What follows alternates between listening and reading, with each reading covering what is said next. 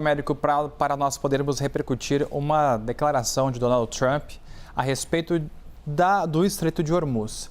Trump está colocando na conta dos países que dependem do petróleo que passa por ali a estabilidade da região, que os petroleiros possam cruzar o estreito, e disse que os Estados Unidos são autossuficientes com o petróleo da Venezuela. E aí, como é que fica essa conta?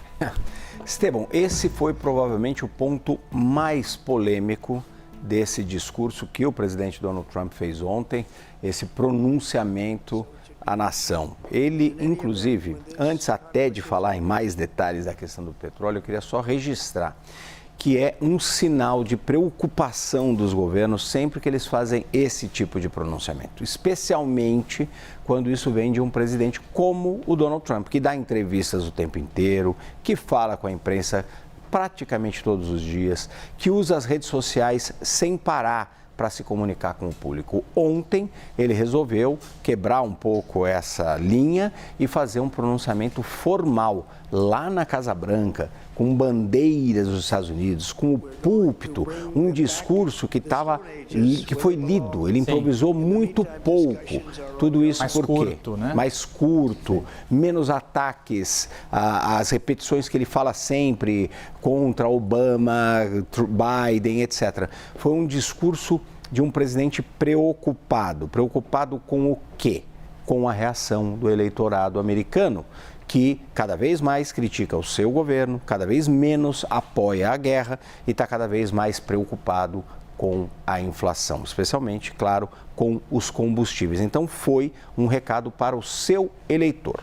E aí, o presidente Donald Trump falou, entre outras coisas, da questão do Estreito de Hormuz. Isso foi muito delicado, porque basicamente o presidente Donald Trump, que provocou toda essa crise com os ataques junto com Israel contra a ditadura dos iranianos, sem prever, por alguma ilusão do próprio presidente Donald Trump, sem prever que os iranianos fossem fechar o Estreito de Hormuz, como de fato aconteceu, ele agora diz que esse não é um problema dos Estados Unidos. Ele diz que esse é um problema daqueles países que importam muito petróleo do Golfo Pérsico.